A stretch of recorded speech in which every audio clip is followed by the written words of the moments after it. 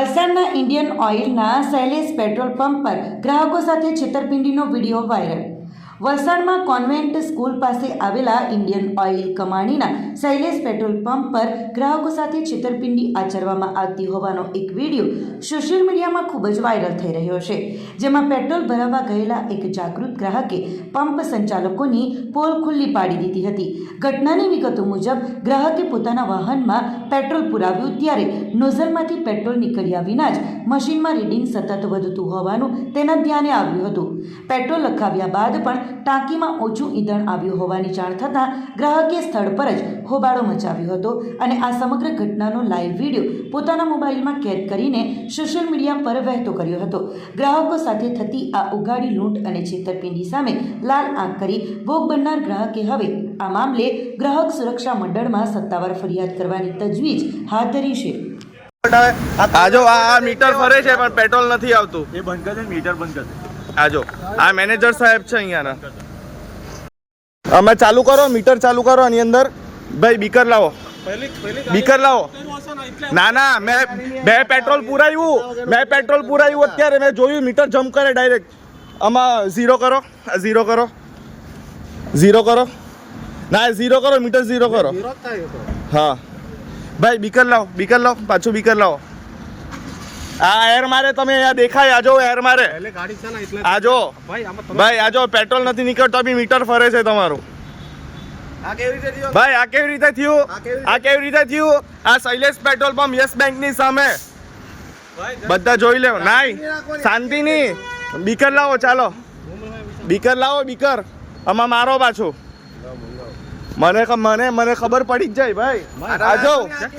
આજો પેટ્રોલ નથી આવતું પૈસા ફરે છે તો પણ પેટ્રોલ નથી આવતું। ના રે મારી ગાડીમાં 2 વાર પેટ્રોલ પુરાયું અંદર મેં જોયું ને એટલે ભાઈ મને ખબર પડી ગઈ તરત જ। ના ના આજો આ ચોરી પકડાઈ છે ખુલ્લેઆમ આ લોકોની દાદાગીરી ચાલે છે। ભાઈ બીકર લાવો બીકરમાં પેટ્રોલ માપો ચાલો બીકરમાં પેટ્રોલ માપો લાખો। પેટ્રોલ નીકળવા વગર આ પૈસા કેવી રીતના ફરે છે? આ ફરે કેવી રીતે? તરત જ ખબર पड़ी गई कि मीटर जम था थोड़ी होता है पैसे पेट्रोल तो निकल रहे हैं पैसे कैसे पता नहीं किस भाई इसमें मीटर में पेट्रोल डालो। मैंने 50 रुपए का भाई को बोला पेट्रोल डालो तो इसमें निकला सिर्फ 350 ml हालांकि 500 ml निकलना चाहिए। मीडिया ने અત્યારે બોલાવ છું ભાઈ આ બીકરમાં પેટ્રોલ માપો નહીં પાછું। નાના પણ તમે માપતા કેમ નથી? પણ એવા તો મેં પેટ્રોલ એવા તો કેટલા ને તમે હવારથી ઉલ્લુ બનાવ્યું હશે પણ તમે માપતા કેમ નથી પાછું બીકરમાં? પણ તમે માપો મેં મીડિયા બોલાવું છું અત્યારે। આઉટ થોડી ચાલે 8 રૂપિયા તમે ડાયરેક્ટ અરે મીટર જમ્પ કરે ડાયરેક્ટ જ મેં જોયું એટલે મને ખબર પડી જાય। આ પહેલી વાર ચાલુ કર્યું એને ના હું પહેલી વાર અરે હું જોયું નહીં મેં 2 વાર એટલે પેટ્રોલ પર પહેલા 200 નું લાખ બરાબર ડાયરેક્ટ 70 પર ડાયરેક્ટ જમ્પ મારે મીટર તમારું। ભાઈ આમાં બીકર એકવાર પેટ્રોલ માપો નહીં પાછું માપા કે પોલીસને બોલાવો।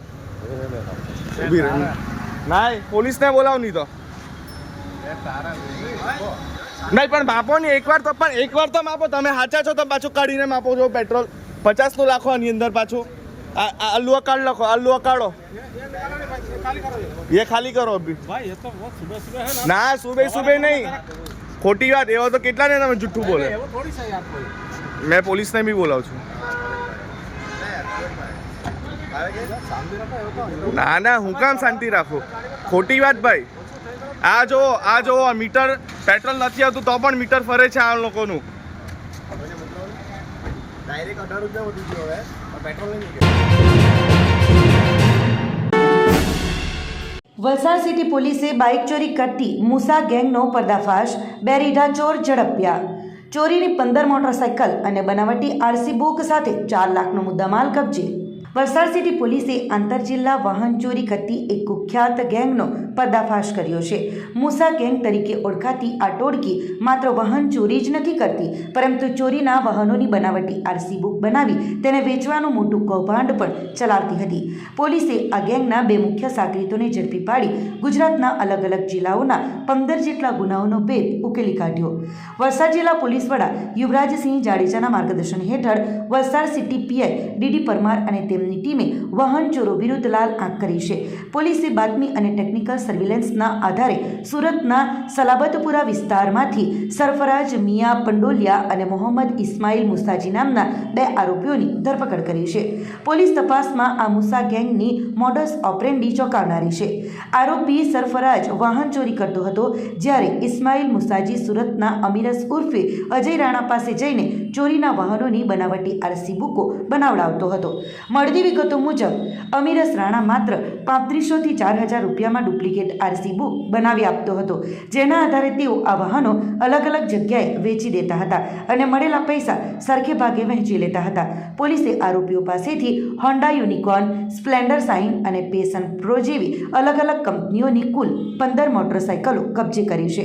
જપ્ત કરાયેલા આ મુદ્દામાલની કિંમત અંદાજે 4 લાખ રૂપિયા થાય છે.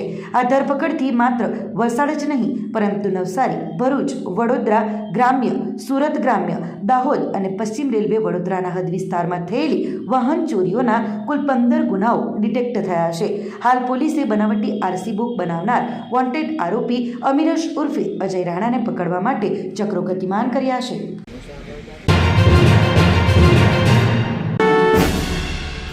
Valsad cyber crime police station દ્વારા ઓપરેશન મ્યુલ હન્ટ અંતર્ગત મોટી કાર્યવાહી કરી મ્યુલ બેંક એકાઉન્ટનો ઉપયોગ કરી સાયબર ફ્રોડ આચરનાર આરોપીને ઝડપી પાડી ₹66,72,055ના ફ્રોડનો પર્દાફાશ કરવામાં આવ્યો છે. રાજ્યના નાયબ મુખ્યમંત્રી હર્ષ સંઘવી અને ઉચ્ચ પોલીસ અધિકારીઓના માર્ગદર્શન હેઠળ તથા ભારત સરકારના I4C નવી દિલ્હી તરફથી મળેલી મ્યુલ એકાઉન્ટની માહિતીના આધારે પોલીસે આ તપાસ હાથ ધરી હતી. આ તપાસમાં મગોદના દેસાઈવાડ ખાતે રહેતા અયુબ કાદિરભાઈ શેખના બેંક એકાઉન્ટમાંથી એટીએમ અને ચેક દ્વારા શંકાસ્પદ આર્થિક વ્યવહારો મળી આવ્યા હતા. પોલીસ પૂછપરછમાં જાણવા મળ્યું હતું કે અયુબ પોતાનું એકાઉન્ટ પારનેરાના મિતેશ દીપક પટેલને વાપરવા આપતો હતો. આ મિતેશ અને તેના સાગરીતો લોકોને part time job, work from home અને ઇન્વેસ્ટમેન્ટની લાલચ આપી છેતરપિંડી આચરતા હતા અને અયુબના ખાતાનો ઉપયોગ કરી નાણાં સગે વગે કરતા હતા. પકડાયેલા આરોપી અયુબ શેખ વિરુદ્ધ સમગ્ર દેશમાં 23થી વધુ સાયબર ફરિયાદો નોંધાયેલી હોવાનું પણ સામે આવ્યું છે. પોલીસે આ ગુનામાં સંડોવાયેલ મિતેશ પટેલને વોન્ટેડ જાહેર કર્યો છે અને નાગરિકોને અપીલ કરી છે કે નજીવી રકમની લાલચમાં આવી પોતાના બેંક ખાતા કે સિમ કાર્ડ અન્યને વાપરવા ન આપવા, કારણ કે આવા મ્યુલ એકાઉન્ટના ગેરકાયદેસર ઉપયોગ માટે ખાતાધારક પોતે જવાબદાર ગણાય છે. નારગોલ ઉમરગામ વચ્ચે વારોલી ખાડી ઉપરના બ્રિજના એક છેડે ભંગાણ, અકસ્માતનો ભય. ઉમરગામ તાલુકાના નારગોલ અને ઉમરગામ શહેર વચ્ચે વારોલી ખાડી ઉપર નિર્માણ પામેલા બ્રિજના એક છેડે તાજેતરમાં ભંગાણ સર્જાયું છે. આ ભંગાણને કારણે વાહન ચાલકો માટે ગંભીર અકસ્માતનો ભય ઊભો થયો છે. કાંઠા વિસ્તારના ગામોમાંથી ઉમરગામ જેડીસીમાં અવરજવર કરતા લોકોને સુવિધા મળે તે હેતુથી આ બ્રિજનું નિર્માણ કરવામાં આવ્યું હતું. જોકે નિર્માણ દરમિયાન જ બ્રિજના પિલરોની ગુણવત્તાને લઈને પ્રશ્નો ઉઠ્યા હતા. હાલ બ્રિજના એક છેડે થયેલા ભંગાણે આ શંકાઓને વધુ મજબૂત બનાવી છે. ઉમરગામ તરફ જતા ભારે માલવાહક વાહનોની સતત અવરજવરના કારણે બ્રિજ પર ઉભેલા લોકોને ધ્રુજારી અનુભવાય છે. ભારે વાહન પસાર થાય ત્યારે બ્રિજ કંપે છે એવી લોકોની લાગણી છે, જેના કારણે ભવિષ્યમાં વધુ નુકસાન થવાની સંભાવના નકારી શકાય નહીં. બ્રિજના છેડે સર્જાયેલા ભંગાણના કારણે ખાસ કરીને રાત્રિના સમયે પસાર થતા વાહન ચાલકો અકસ્માતનો ભોગ બને તેવી શક્યતાઓ વર્તાઈ રહી છે. જો કોઈ મોટી દુર્ઘટના સર્જાય અથવા બ્રિજ બંધ કરવાની ફરજ પડે તો નારગોલ અને ઉમરગામ વચ્ચે અવરજવર કરતા લોકોને અંદાજે 15 કિલોમીટર લાંબો વિકલ્પી માર્ગ અપનાવવો પડે તેવી સ્થિતિ ઊભી થશે. આ પરિસ્થિતિને ધ્યાનમાં રાખી સ્થાનિક લોકો અને વાહન ચાલકો જવાબદાર તંત્રના અધિકારીઓ તાત્કાલિક સ્થળ મુલાકાત લઈ મામલાની ગંભીરતા સમજે અને જરૂરી મરામત તથા સુરक्षात्मक कामगिरी हाथ धरे तेरी मांग करी रहा है. मैं उमरगांव से नारगोल ब्रिज के से नारगोल की तरफ जा रहा हूँ. ब्रिज के इधर रोड बैठ गया है, ब्रिज के ऊपर ही एक खड्डा हो गया है, इस पर लकड़ा डाल के रखे हुए हैं. रात के टाइम कोई भी आएगा तो इस खड्डे में गिर के एक्सीडेंट हो जाएगा तो मर जाएगा. इसके लिए भाई कोई भी अधिकारी होए तो इसको आके इसको तत्काल देख के बना दे. मेरा यही रिक्वेस्ट है. પાડીના મોતીવાડા બ્રિજ પાસે દમણની કંપનીમાંથી કેબલ ડ્રમ ભરી જતું ટેલર પલટી મારી જતાં અકસ્માત સર્જાયો હતો. દમણની પોલીકેબ કંપનીથી ટેલર નંબર GJ12BW2759નો ચાલક હુકમારામ ચૌધરી રહી રાજસ્થાન ટેલરમાં કુલ 22 કેબલ ડ્રમ ભરી કચ્છ ખાતે જઈ રહ્યો હતો. તે દરમિયાન મોતીવાડા બ્રિજ પાસે ટેલર પલટી જતાં અકસ્માત સર્જાયો હતો.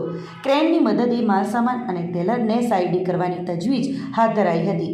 ઘટનામાં ચાલકનો આબાદ બચાવ થવા પામ્યો હતો.